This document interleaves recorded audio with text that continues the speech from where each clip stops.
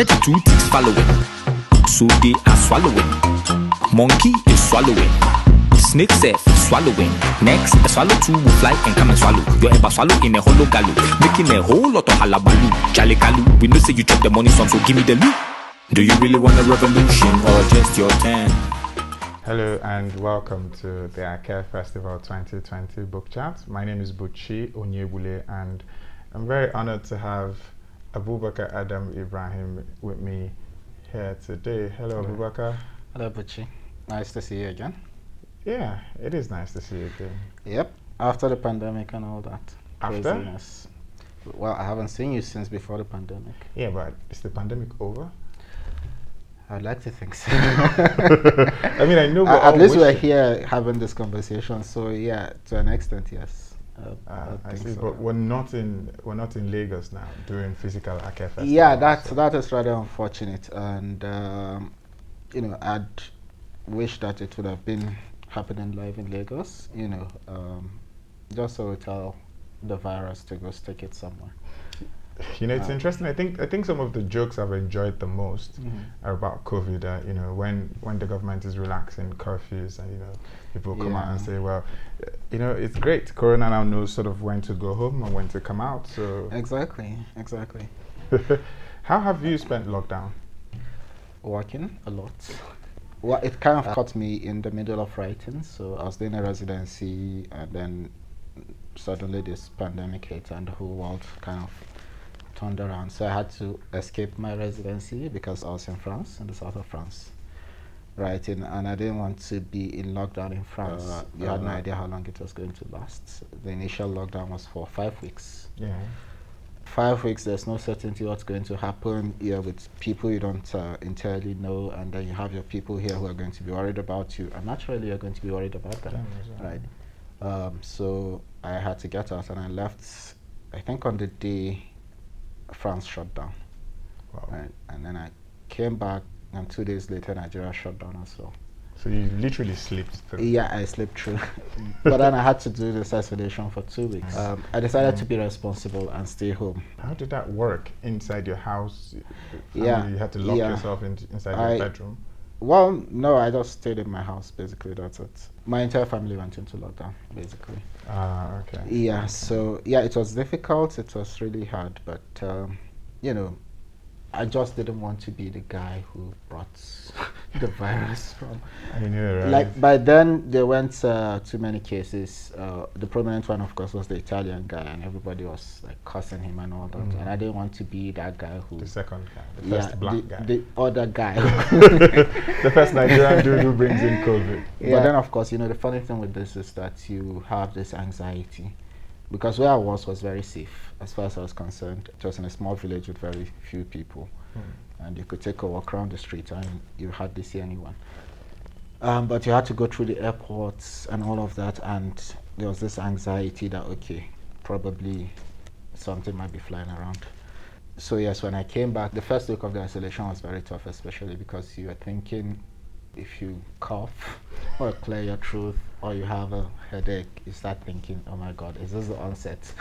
But then fortunately nothing happened. So by the second week, I just decided, I have all this time in my hand, I should just resume writing.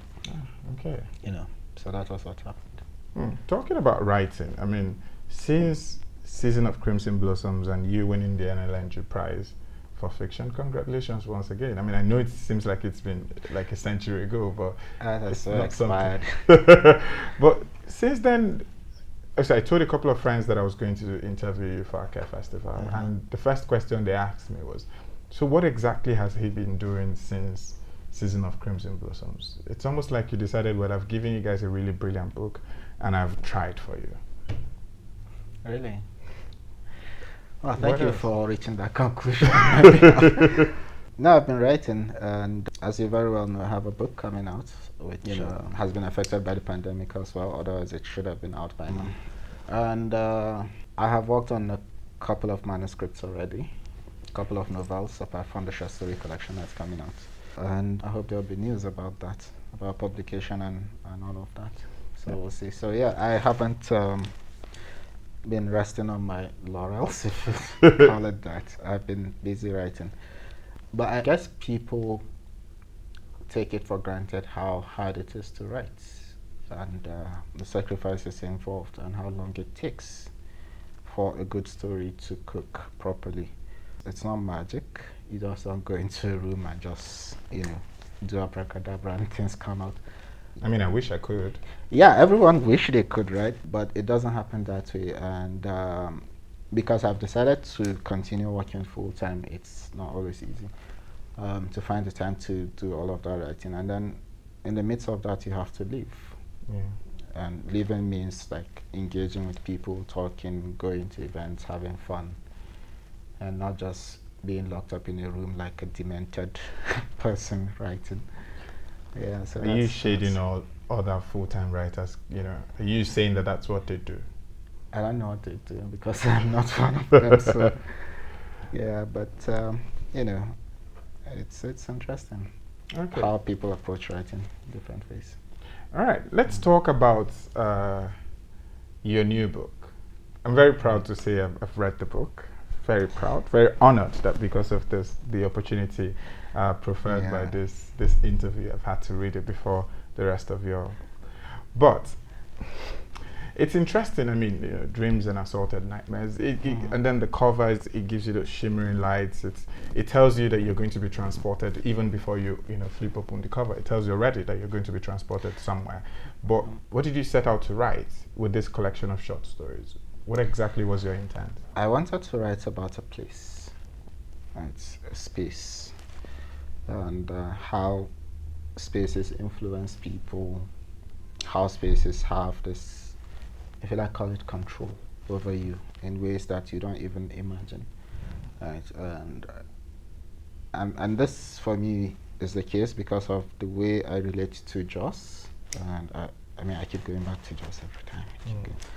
Because for some reason it has this strange hold on me, and I'm curious to see how people interpret space in relation to how they live, the choices they make, and all of that. So I wanted to write about Zango, which is a space inhabited by different people whose lives are independent of each other, but in a way there's a common thread that runs through and connects all of them. And then, finally you see how the space that these characters occupy have a very significant impact in their lives and how they live it. So I essentially wanted to create a profile of the people who inhabit this imaginary, fantastical, magical, and very real space at the same time.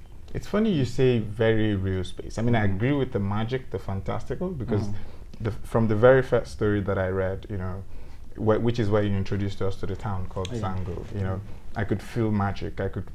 I think the word that came to me then was the incredulous. It was the incredulity of the place. Yeah. Yet I still sort of saw it as being real. Maybe it was because I was 6 stories in by then, and I'd come to associate the different characters with the town. I don't know if I call it that. Yeah. But what went into your mind when you were trying to create that? But I knew you're talking about how you wanted to talk about that space. But was there a physical space in itself that it's like Aunties of the Savannah by Chinua Achebe? When he did Songhai, you could tell that he wanted to create a Nigeria. He was telling a story of Nigeria. So was there like a physical town or city that inspired Zango for you? No, not really. To an extent, Joss, of course.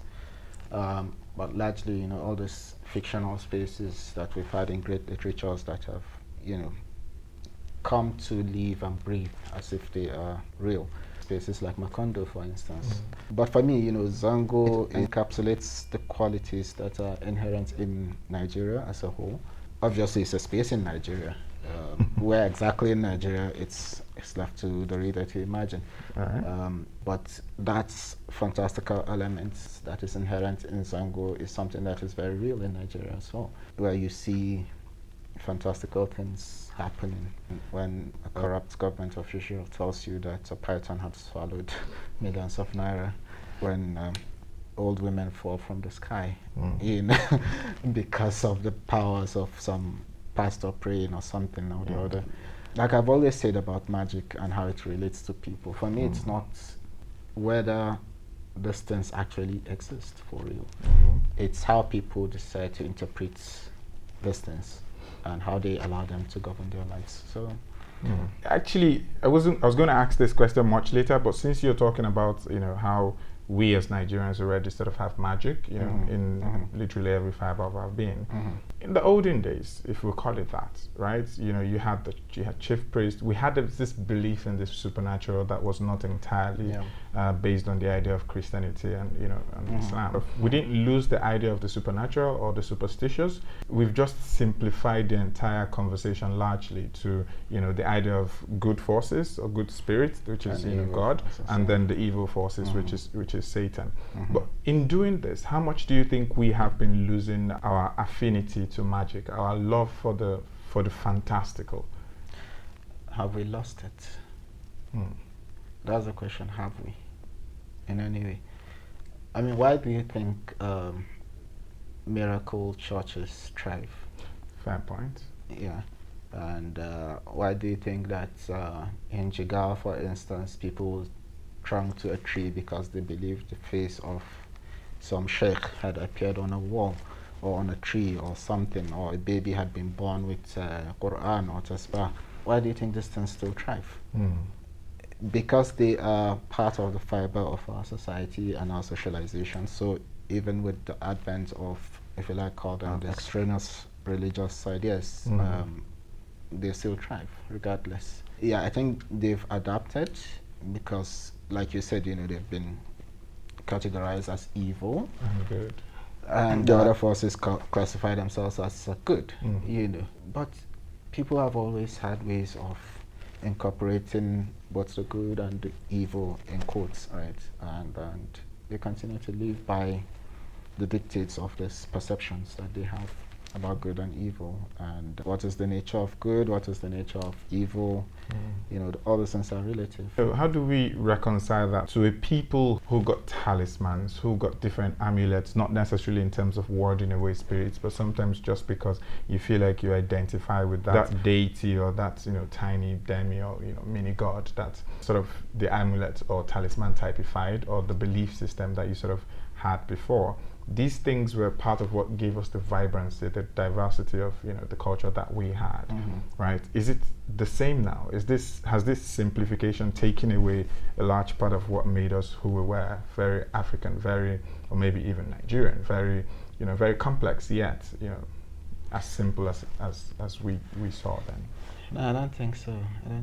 I mean, it's strange how you see people you consider sophisticated, people who are very well educated, who in some cases have even gone to study abroad, and they come back to Nigeria and they subscribe to these beliefs and practices.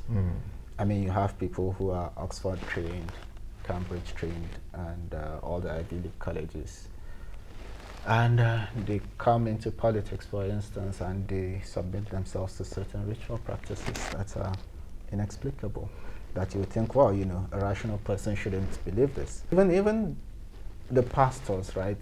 There are allegations that some of them go to Babalaos to get powers and all of that. So I don't think with the changes in time and the level of sophistication we've acquired in terms of our intellect and all of that have caused us to reduce our beliefs in some of those things.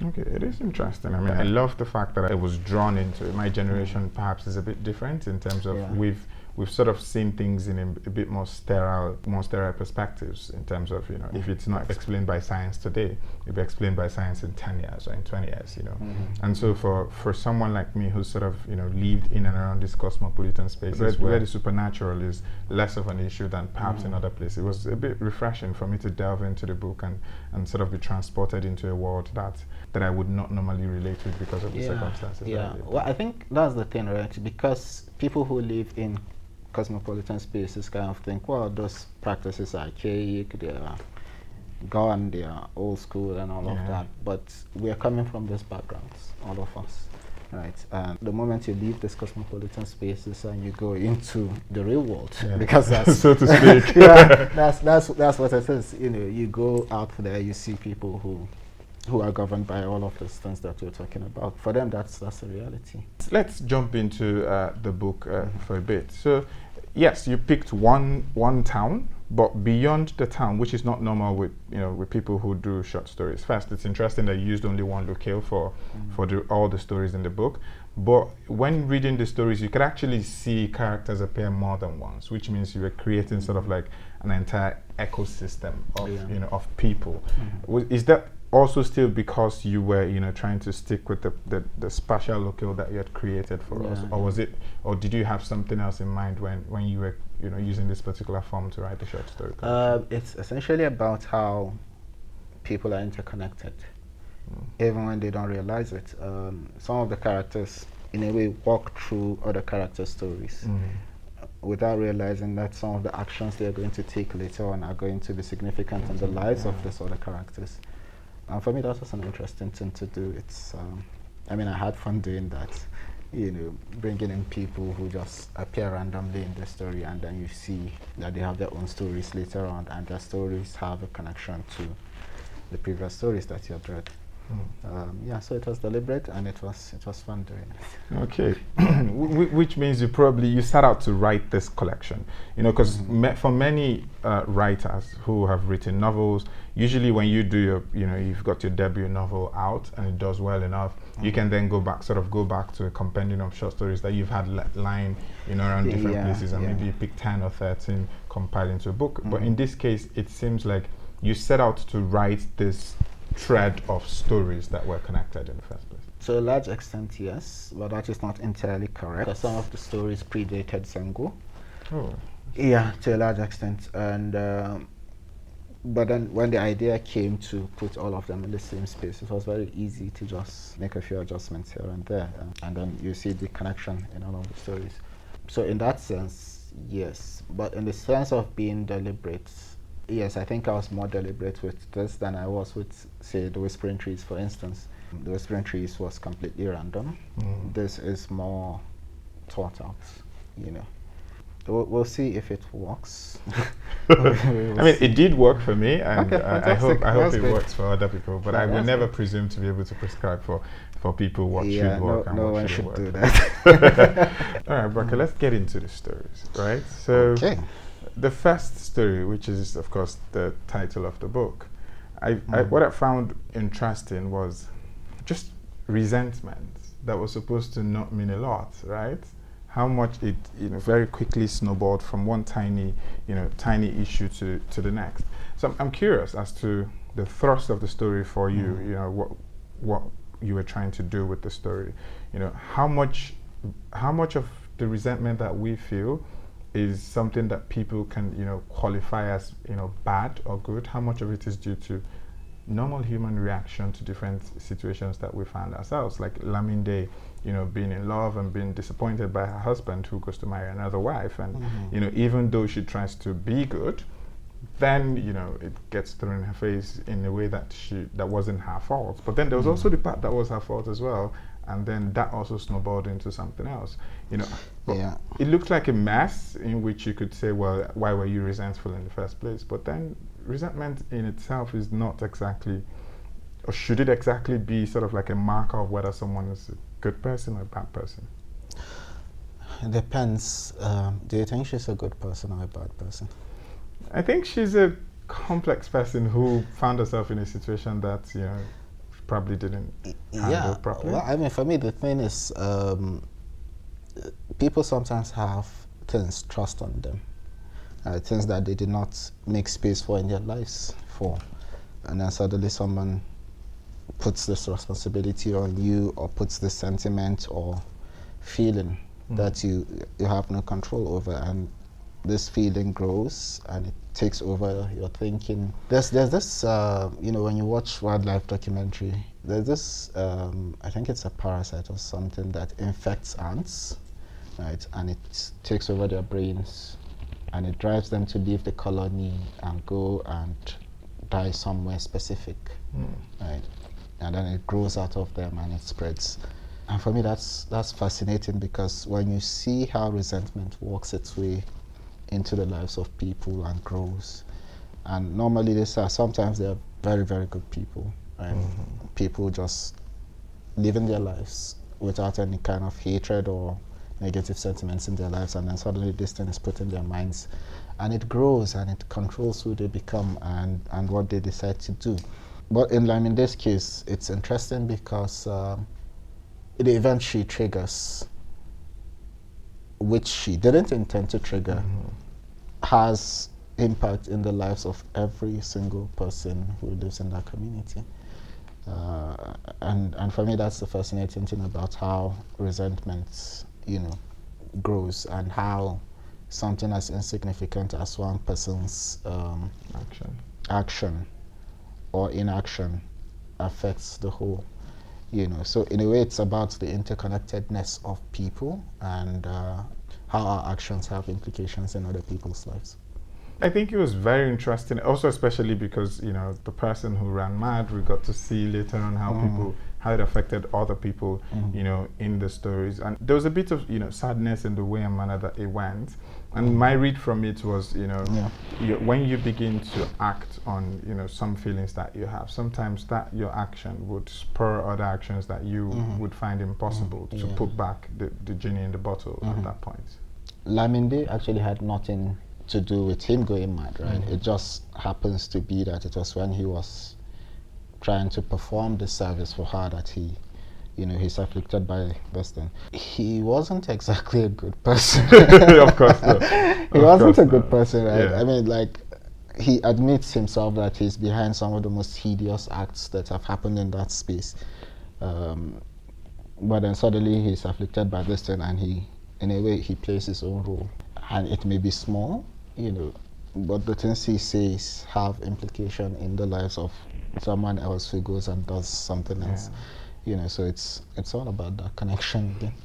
All right, let's come to another story. This one I liked a lot, Mororo's masterpiece. Also because, I liked Mororo. Not necessarily because he's a philanderer. Okay. No, not necessarily. And now I'm taking note of the kind of people you like. But I liked Mororo because of the way you wrote his character, how unashamed he was, how comfortable he was in his skin. But you painted a picture first of a philandering husband who's brought shame to the entire, to his family, especially his long-suffering wife, only for us to find out towards the end of the story that she perhaps wasn't as long-suffering as, we were made to be. And it, and from the reaction of Mororo when he found out, as well as her son, we then begin to worry, as to how it's different. Mororo, you're literally, you possibly have slept with half the women in the town. You, the son, knows that your father has done this, and yet you find out that your mother stepped out once, or that your wife stepped out once, and for Mororo that was his ending, and for her son it was something he couldn't stomach. Double standards with appreciation of sexual liberation, or maybe not using the word sexual liberation, or sexual desires or activities in terms of the gender in the society, isn't it? Well, the double standard has always been there, always, which is why people slut shame women, they don't slut shame guys. When you call someone a gigolo, for instance, people kind of look at him with some reverence or some respect or something. But when you call a woman a prostitute, people look down on her. But for me, the funny thing is that it takes a man and a woman to do that. Now with all these sexual liberties, it doesn't necessarily have to be the case. But traditionally that's where it goes, right? Yeah.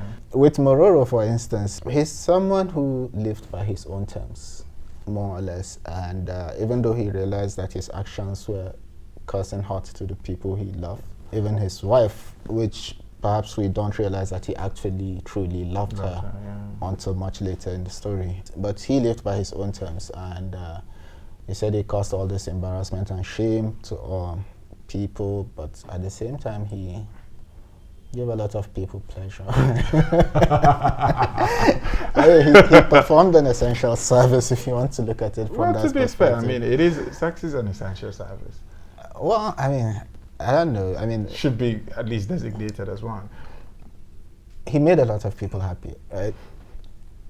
He did. He caused a lot of people to have life as well. So that's from a different perspective if you want to look at it from that way. Yeah, you talked about the fact that he loved his wife a lot, right? And it was clear, from the masterpiece that he painted, which you refused to reveal, very annoying of you. But from the masterpiece that he painted, it was clear that he didn't want to sell that. He wanted it to be a tribute to his wife. So you could tell that, according to the story, he loved his wife very much. But I'm finding it difficult to reconcile, someone loving someone so much and so deeply, and yet you'd have almost no compunctions, right?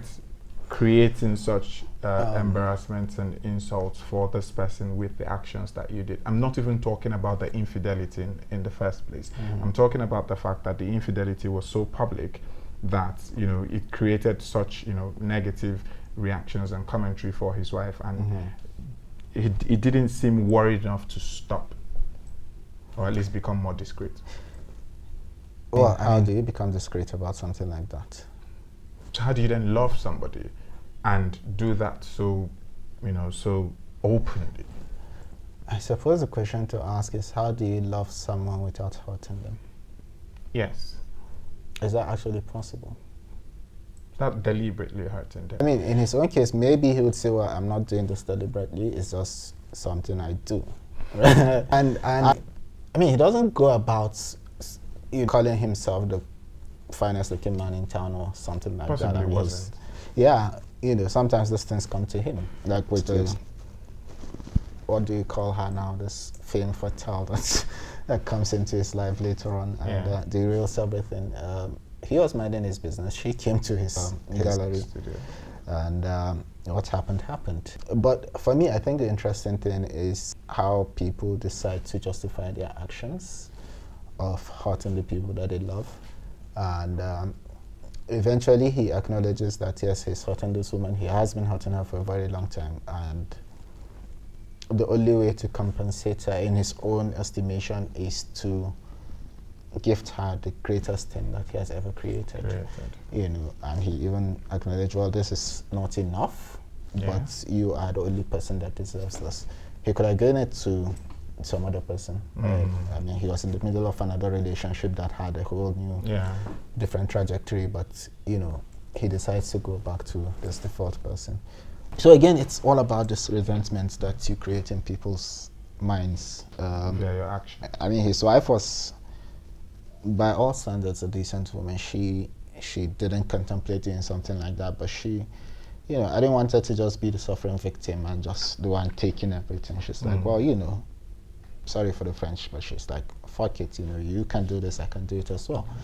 And from there, everything kind of snowballed.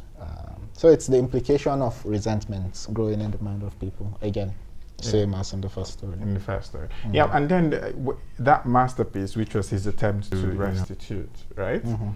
And considering the fact that he was a good painter from all accounts in the book, he was a good painter. It was literally, aside stopping what he was doing, and doing public affirmations of love, I don't think that there was any other gesture he could have done that would have been considered, big enough.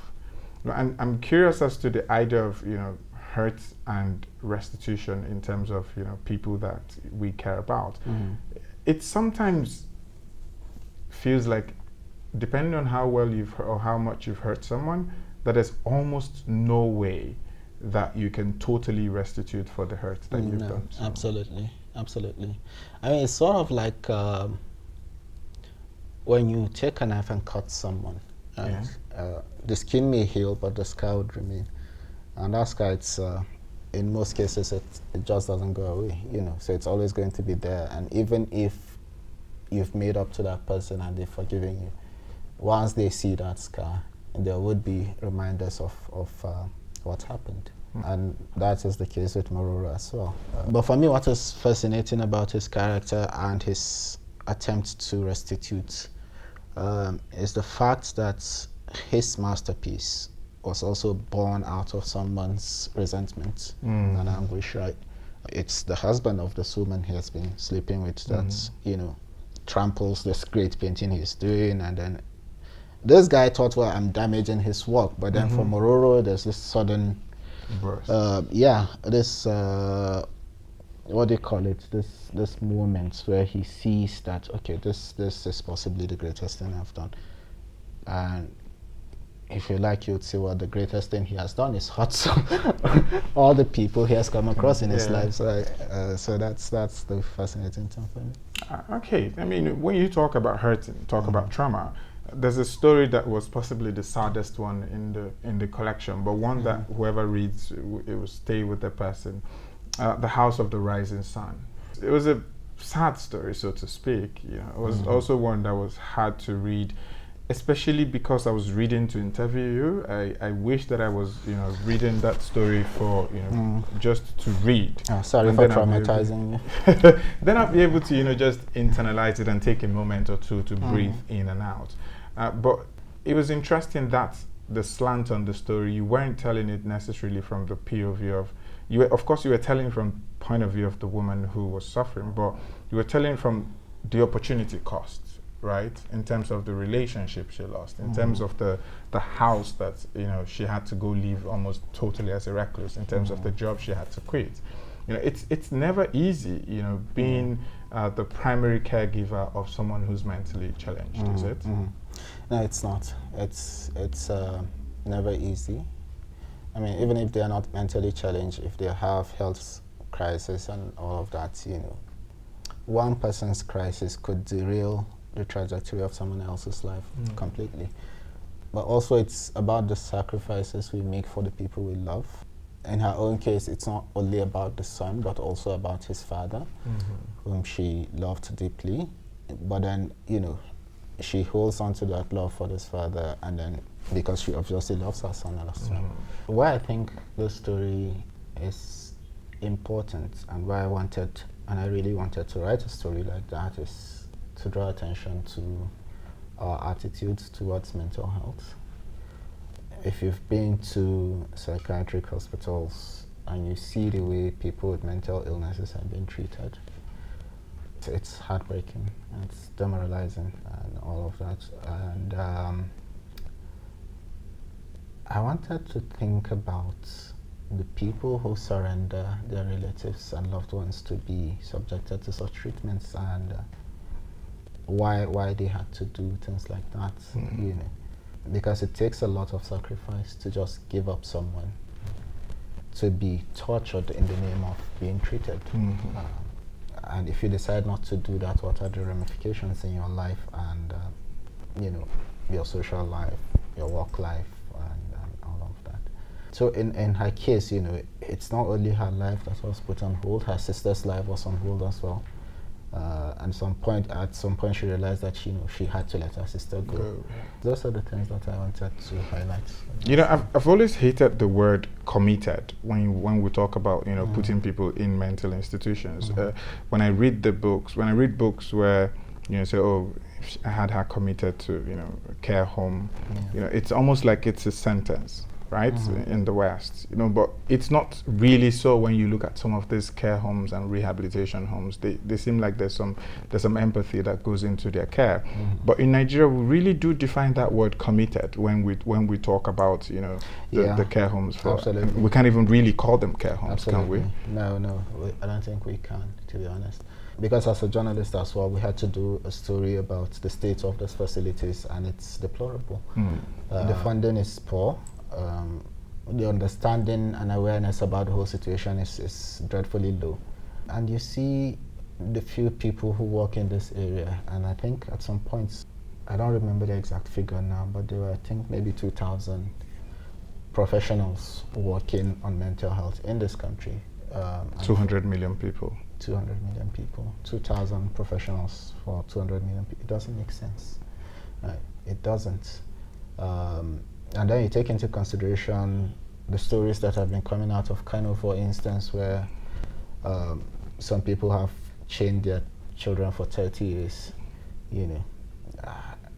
And you wonder what exactly is going on. Shame, isn't it? It's sort of like hiding away your shame.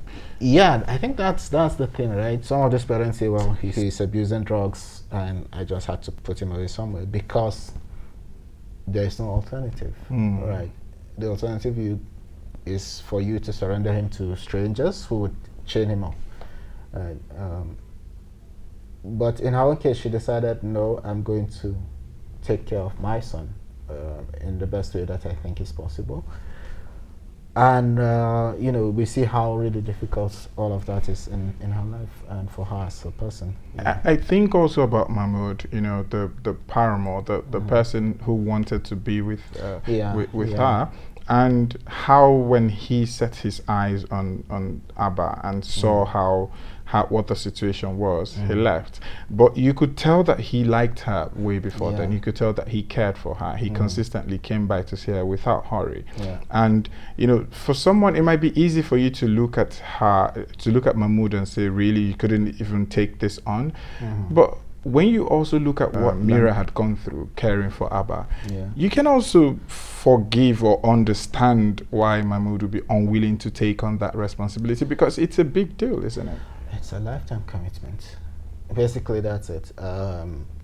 Because in most cases of people with mental health like this, it's very rare that they regain their full health. So if you are going into this, you're going into it for your entire life, more or less. She as a mother knew that, inevitably her life is tied to that of her son. Her sister kind of went halfway and said, I need to get my own life. And it was perfectly understandable. For Mahmoud, for instance, he was just coming in. He hadn't been prepared for all of this, and then suddenly he's confronted by this reality. And, it's hard for him to say, okay, you know what, because I love you so much, I'm just going to commit to this. At the same time as I want to highlight the plight of, our attitudes to mental health, I thought it was also important to talk about the people who sacrifice their own lives to care for those people and what it really means, and Mahmoud is someone who sees it and says, you know what, I don't think I have the strength and the energy to take this on. Yeah. All right, so let's move to another story, because like I said, that story is quite beautifully written, but it was a bit sad. It was. So now, love, inevitably. I mean, almost everybody and their auntie writes love into their stories, even in Hollywood thrillers, right?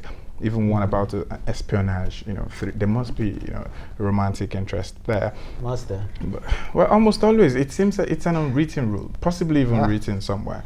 Okay. But I loved Saja a lot, right? I loved it a lot. I like how you used a car to center the story, to center this, love. But what I liked the most was how you sort of defined love as responsibility with this book, with this particular story. And I hope that I read that right, because at the end of it all, something so precious to this man, something that he catered for, like it was, it was the one thing that in some cases you'd have been forgiven for thinking it was more precious to him than his kids.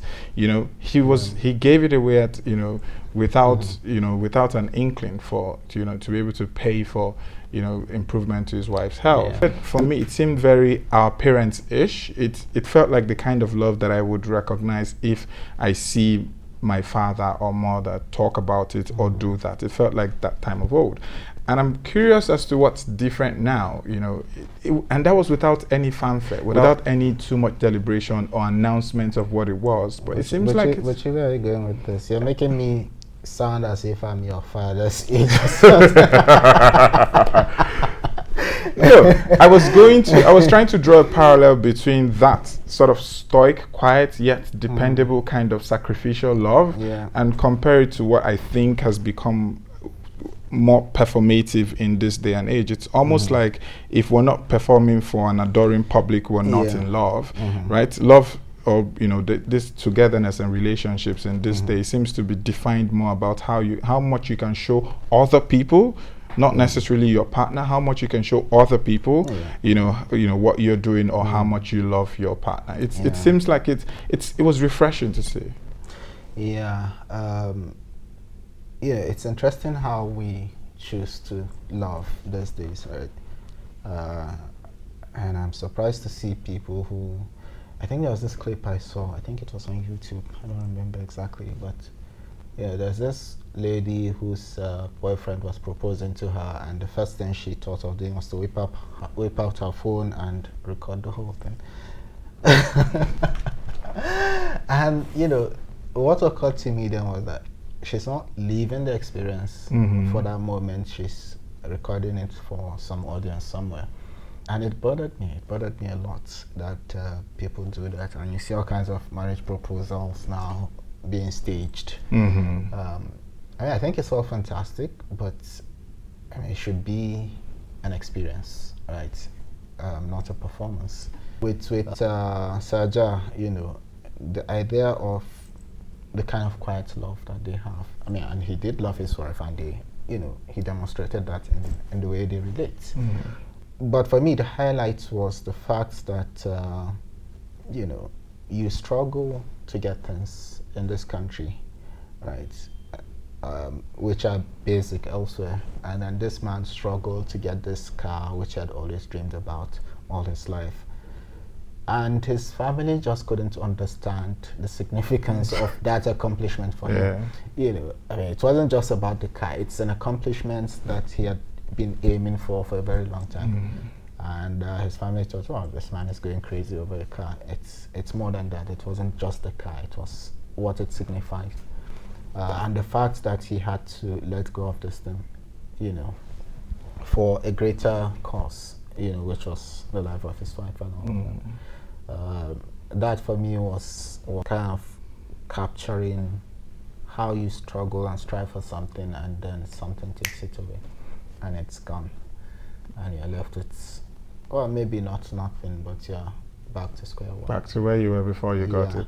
So that's why it's kind of the way we live in this country, right? You struggle, you get to a point, and then something takes it away, and there are many things that take away things in this country. Right, and you have to start all over again. And I talk about this in terms of, for instance, the violence that has been going on, where someone struggles all his life to build a house. It may be a small house, maybe 2 rooms with a roof and a toilet and a kitchen or something. But then suddenly you have no business with someone who gets angry over something, and they come and burn down your house because you are a different religion or a different tribe or a different something or the other, right? And then it's gone. It's gone. It's gone. You have to start all over again. A friend of mine had parents who had lived in Kano for practically all their lives, and because of the violence, at some point they just had to leave, and they struggle to start all over again, even amongst their people. It was just a struggle to do all of that. I recall meeting this boy in Aba when I went to serve, and he heard I was from Jos. So he came, he was very excited. He was like, "Oh my God, this is like my brother, this and that." But he's Igbo, right? I'm from the north. And he was like super excited to see me. And he's like, "Yeah, how's Jos, blah, blah, blah." And we started talking. And I could sense this huge disconnect between him and the Igbo people around him. And this were his people, that's his village, more or less. And I asked him what's going on exactly, and he said, "Well, you know how we are in Jos." And of course, I knew how we are, right? I've never met this guy in Jos, but I knew how we lived in Jos. And then suddenly, this guy had to relocate with his parents to Aba. He said when they left in a hurry, so they didn't carry any of their possessions. And then after the riots and the violence subsided, the mother said, "Well, okay, I can go and get more of our things." And she went. And in the tradition of people in Jos, you just don't travel and come back empty-handed, right? You have to get stuff for your neighbors. And she bought pepper, tomatoes, onions, all the things that you would find in Jos, and brought them over and gave them to the neighbors. She was very excited about that. "Oh, tomato Jos, pepper, all of that." The next morning, this guy was going to school, and he saw pepper and tomato and onion in the gutter. He's like, "Well, this looks like the stuff my mom gave to the neighbors." So he talked to his mom, and she said, "Oh, I don't know, I'm not sure." Right. But you know how this thing circled back. And eventually he heard rumors that, we don't know if she's trying to initiate us into some secret society or something like that. So they discarded those things. And for him, that was a significant moment, because he was trying to form a bond, and then that bond was cut off. So there was that mistrust immediately. So Saja is about, building your life towards something and then losing it and then having to rebuild all over again. Like all these people have been doing. Yeah. It's quite interesting. It's possibly one of the reasons I like for me, I think the most important pop culture reference in 2020 is, try to enjoy problem, not a finish. Because really, literally, problem, not a finish. Does it?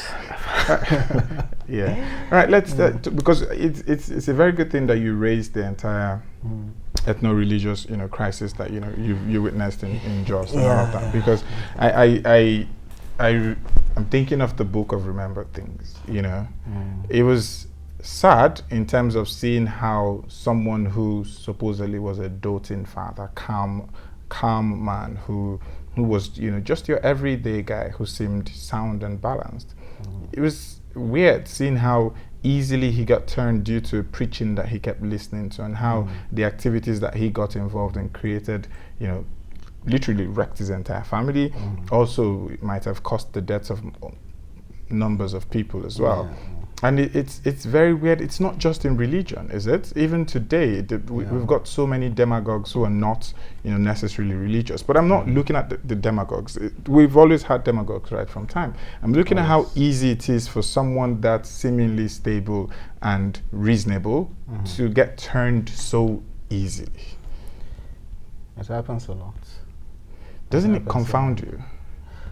It does, and I suppose we are going to struggle for the entirety of our lives to understand the factors that bring about these changes in people.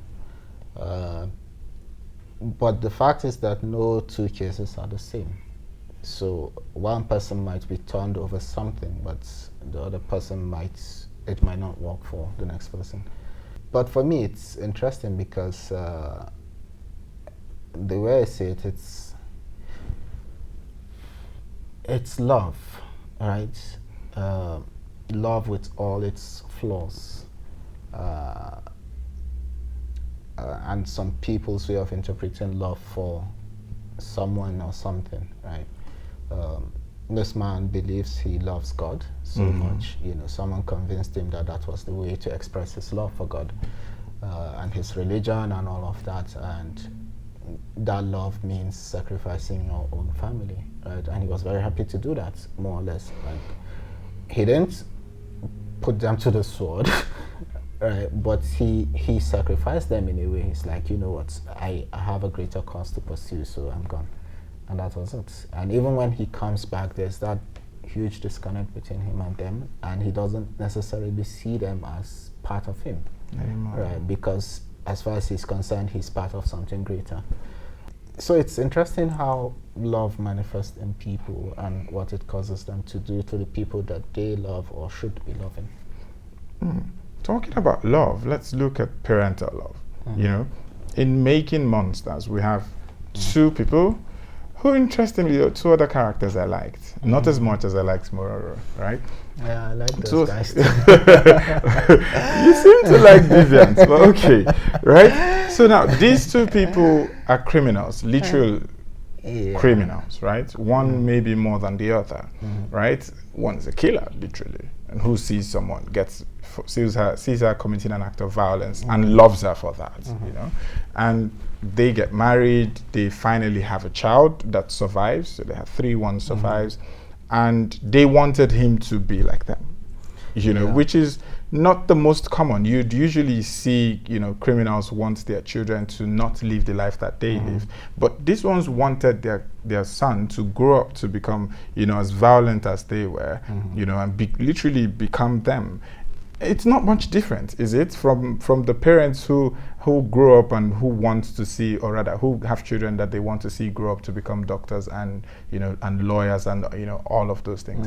It's at this point, it's they see their way of life as the way, and so they want their son to share in it. Yeah, I think for Audu Kori, right, and Memona, his wife. Yeah, the entire premise of their relationship, and this was what he said to her the first time they met, right, is that let's get married, let's have babies. They're going to be absolute monsters. Yes. So they set out to make monsters. They set out to make monsters deliberately. And for her, that was, I mean, her nature was drawn to his nature initially, right?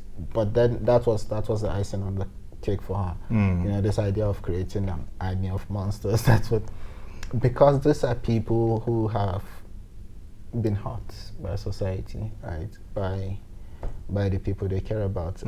Audu Kore is carrying this deep resentment because of the way he was abandoned, you know, and he felt the only way for him to survive is to be the kind of person that he is. And he confronts the world with that sense that, you know, it's me against everyone else, so I need my son to be sort of an army in this battle, someone that can take care of himself. And it is important for him because he has a sense that people like him don't last forever. Right, so he wants to be there to protect his son for as long as his son needs to be protected. So he needs his son to be able to do that for himself, right?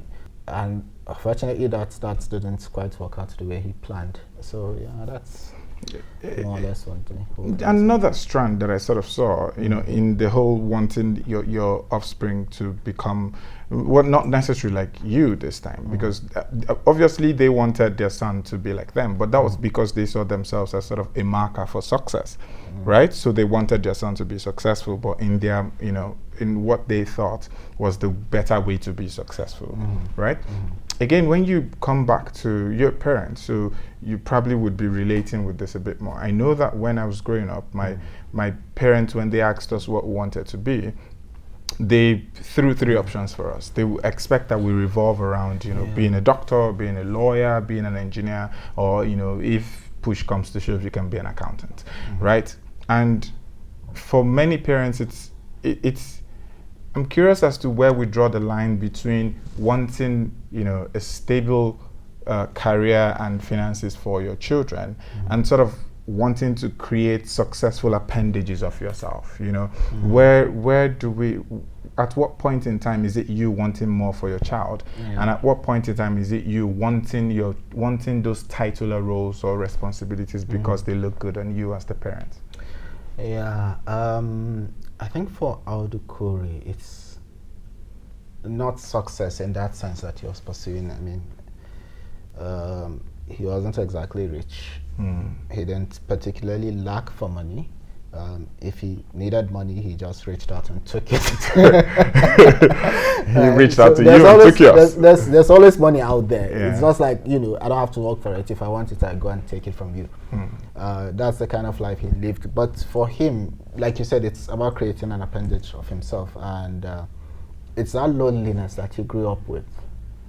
For him, that was the greatest challenge of his life. And he needed someone he could relate with. But, you know, and when your son doesn't want to be that person that you want him to be, you feel like he judges you, right?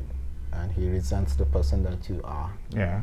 He doesn't want to bear your name, right? And then you've had this rejection from your parents in the first place, and then to have your son do that to you, for someone as strong as he is, you know, to have that was a blow he just couldn't.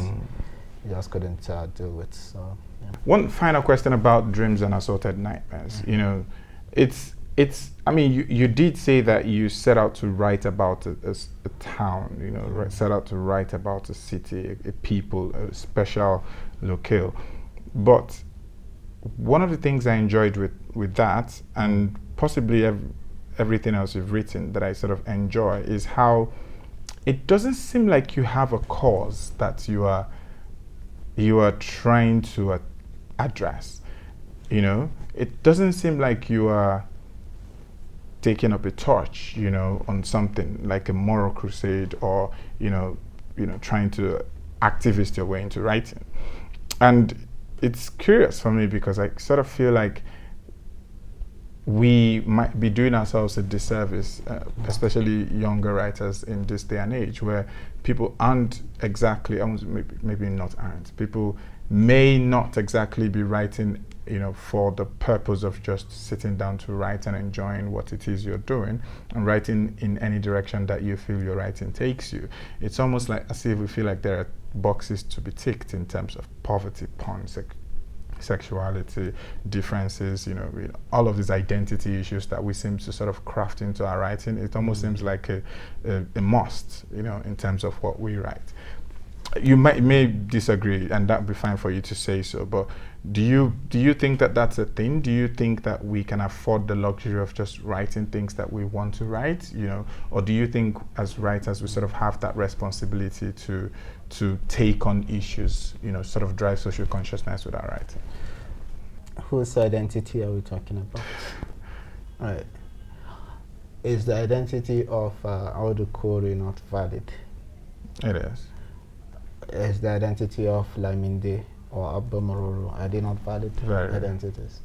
Those are people with their own identities. They have their own issues. They're dealing with their own issues, right?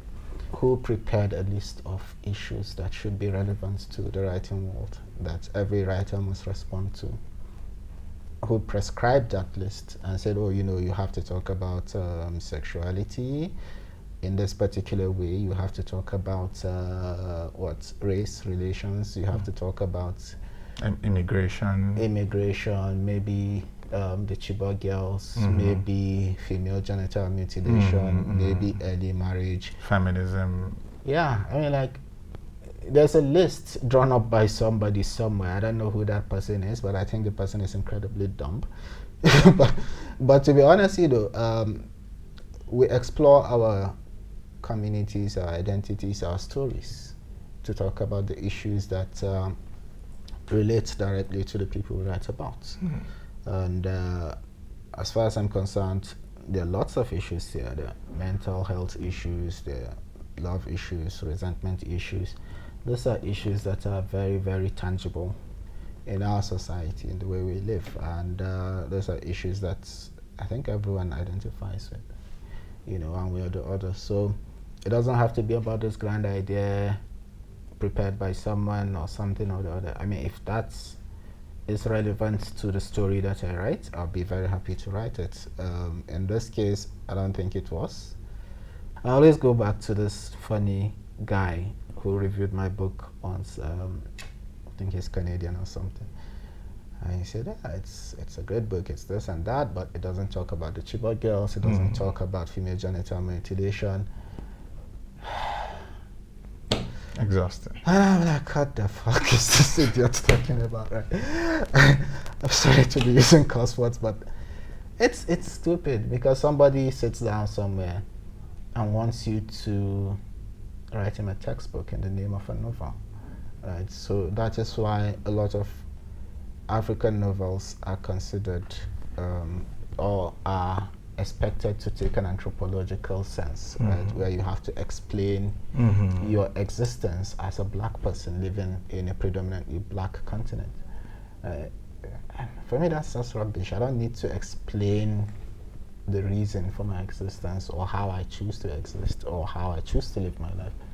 I live my life. If you relate with that, fine, fantastic, right?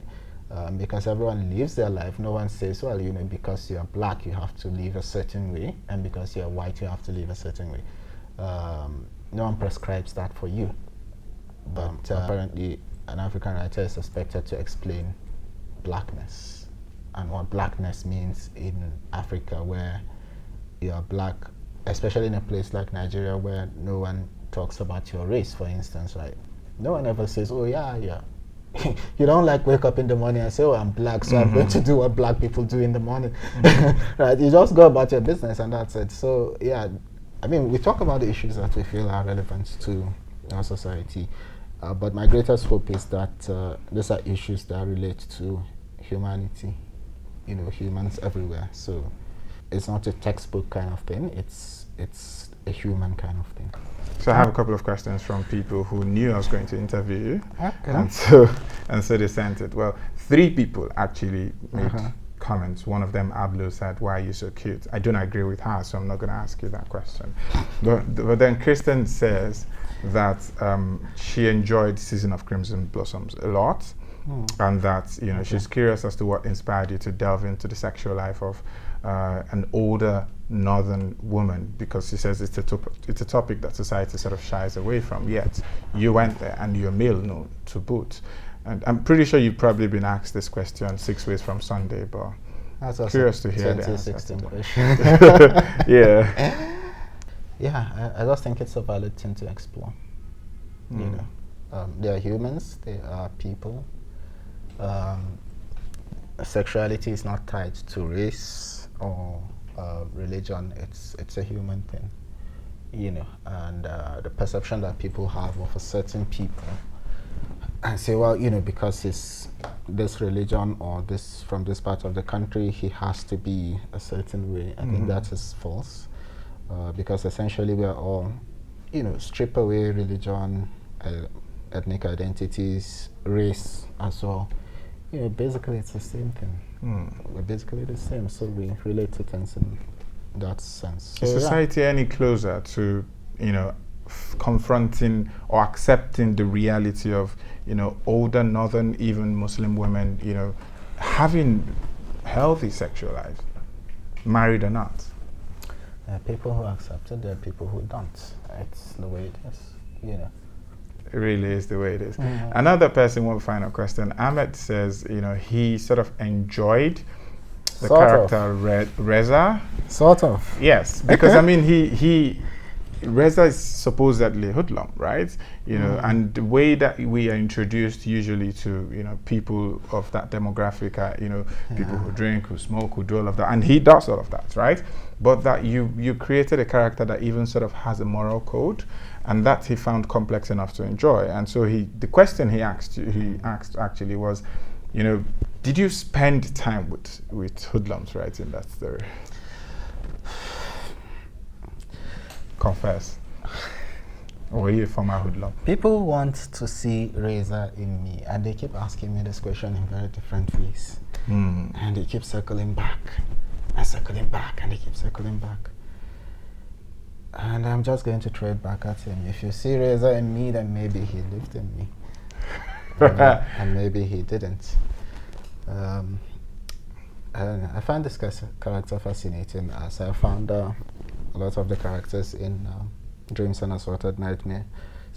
And I remember this conversation with my publisher, Otuke, who, you know, when he read the manuscript, he said, you like writing bandits. And we banded this joke about me being a bandit writer.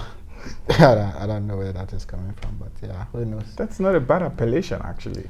It might, who might knows actually what I was in my previous life? Yeah? It might actually make a good title for a biopic. The Bandit Writer. The Bandit Writer. Abubakar, the Bandit Which is Writer. why, you know, people who snoop around my territories should beware.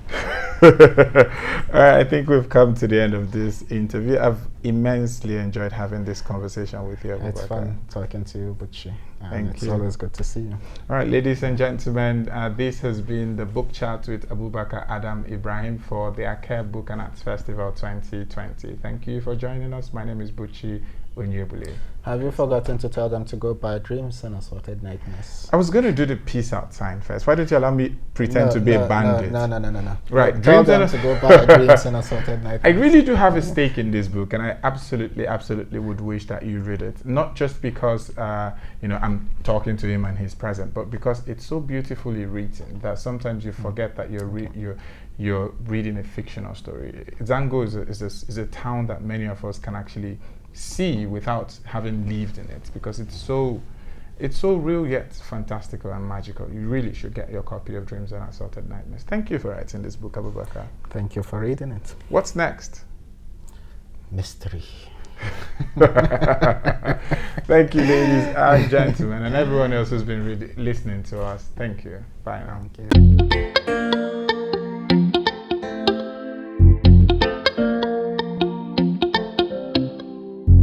If you ever need a new place to go, you can join me in a world of words.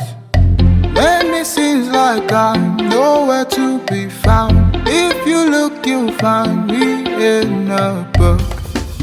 Let's take a ride to the past in the back of a phoenix. Let's float around the moon.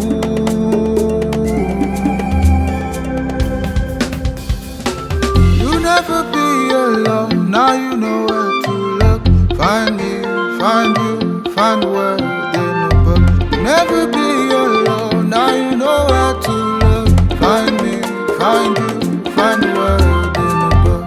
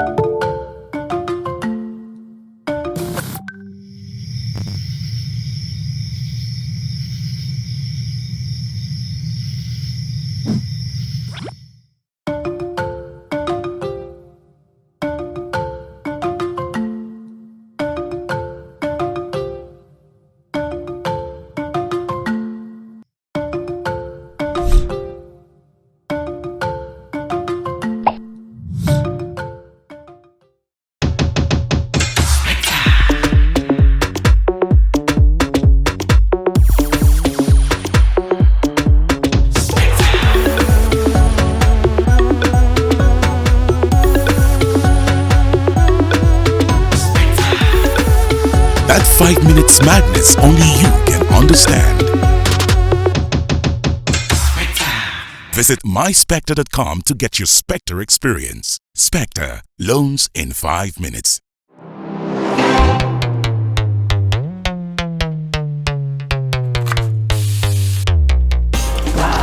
Sticky, spicy, sweet.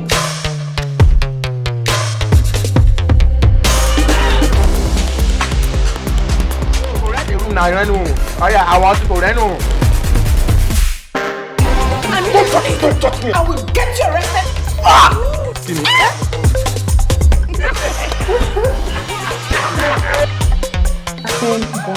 Very, very easy.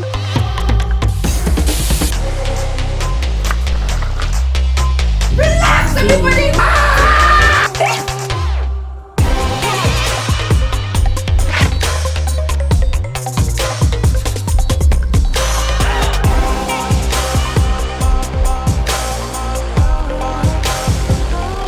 He shot you.